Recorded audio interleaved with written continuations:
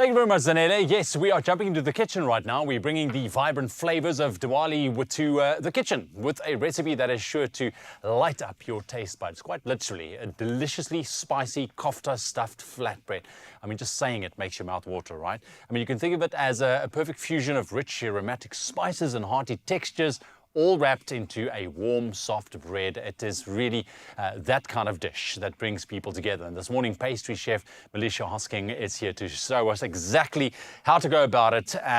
It's lovely to have you in the kitchen. Oh, thank you so much. Gearing up for Diwali. Are you excited? Yes. You ready? Yes, definitely. Okay, but I love this recipe. If I take a look at the final product over there, this is something that needs to be on the table. Yes, definitely. So I would love to see how we put this together. So the floor is yours, Melisha. Let's do it. Okay, great. So to make these kofta stuffed pita breads, you need some lamb mince. Lamb mince is very common in the Persian, Moroccan, Indian cultures. So we're going to go ahead with lamb mince because it also brings a nice fat content. There we go, yes. We're going to add some grated onion, and why we're grating this is important because we don't want big chunks of the actual onion because it's going to be mixed into this mince and it gets stuffed in the pita, so you're not cooking this separately. I see. So you don't want just pieces of, you want the flavor that to come through. Yeah. So you don't want huge chunks of that. I can mix that for you. Perfect. Do you want? And then garlic, definitely, to bring out some beautiful flavor. I'm just going to microplane some of this because, again, we don't want huge chunks of this. Yeah, you want it to be this fusion of flavor. Yes, definitely. That's exactly what we are after. So we're going to add some garlic to that. It doesn't have to overpower, just enough to give a really beautiful kick and that really great garlic flavor that we all look for. I love that. All right. Okay, so we're going to add some garlic to that. And then definitely our warm spices because this is a spicy kofta. So we're going to go with coriander. This is where the magic happens Yes, now. ground again because we want the flavors to really infuse. Okay, some cumin, which is really beautifully warm. There we go.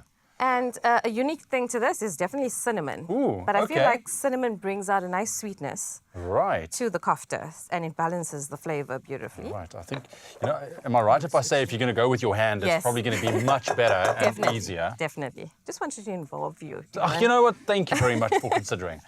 Okay, so this is harissa paste and this is where the spice comes from. You got that beautiful roasted red pepper, also and really harissa nice has also smokiness. got a very nice strong flavor to it as well. So we're going to go in with the harissa.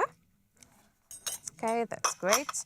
And definitely you always require salt because salt is, obviously the huge flavor ingredient. Brings out that flavor. And don't be scared of salt. 1 teaspoon of salt, and that's going to brighten up that flavor and bring out and infuse all those great flavors. Now, this definitely looks like it's shaping up to be a recipe that I need Yes, in has my all life. your favorite things in here. Yes. Feta. Some feta. And you would find that this kofta is also transcends into Greek culture.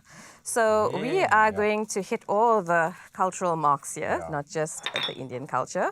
And some freshness with some fresh herbs parsley. over there. I think can I chop that if you want to get quickly? more involved, that would be great. I can do that for you. Check us here. Yes, doing a little kitchen dance here. For sure. Okay, so we're just going to kind of finally chop these ones. Yes. Yeah. Okay, and then we're going to get it in, and I can start already mixing. Mixing it, because I want to get to see how you use that Everdure kiln. I'm so excited about that. Because, I mean, this is definitely one of those appliances that I think will be a very good use in my home space. Definitely. For sure. And it looks the part. It does look the part as well. All right, is that fine enough for you? Yes, that's perfect. Look at that. So we want to get that in. All right. Get all of it in, and that's going to bring some beautiful freshness to the kofta. Yeah, and this works very well with lamb as well. Yes, and you could also add mint. I mean, whatever you have in terms of herb, meat really does go well with quite a variety. Oh, and look at that. And you do not want to overmix because we don't want to make this mixture tough. So really important. Okay, so just till it's really nice and combined, and because we don't want to emulsify the fats. I'm going to come through on this side because now we get to the flatbread part. Yes. All right, so how do you go about this? Okay, so the first thing we need to do is cut it. Can I sometimes, yes. Sometimes pizza can be a little tricky. Just in the half? So I think we can do it in half, or we could go lengthwise if you wanted to. And you want to obviously hollow that pocket out. Okay. That's going to create a really nice package for us. And I love this because this is really nice and simple. Yes. But yet it's going to give us quite a elaborate look to it. It looks difficult, but it looks really, you know. Can I give it a go? Yeah, it looks like it could be something that took you a bit of time, but in actual fact, really nice and simple.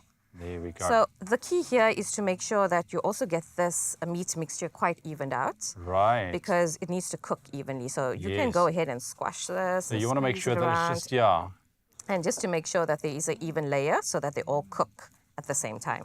Right. I think also a really great tip for this is that if you're worried about the seasoning level here, you could always cook a little bit in a pan just to taste your seasoning, because I feel like that's something I'm always concerned about, is that do I have enough salt in here? Does it have enough flavor? Just pop it in a little pan, a little bit of mixture, and you know you're seasoned well. You can take, but just smelling it already. Smells really good. Yeah. All right, and then we're going to pop it in there. Yeah, so we're going to brush this with some olive oil. All right. Okay, I'm just going to get a little drizzle of that. And what that's going to do is create a really nice glaze over it and allow for even browning and obviously extra flavor. Okay. All right. And that looks amazing. Let's see if we can just quickly get a spatula in there. Or do we have a spatula? We are going to be let's moving. use this. Okay. Okay.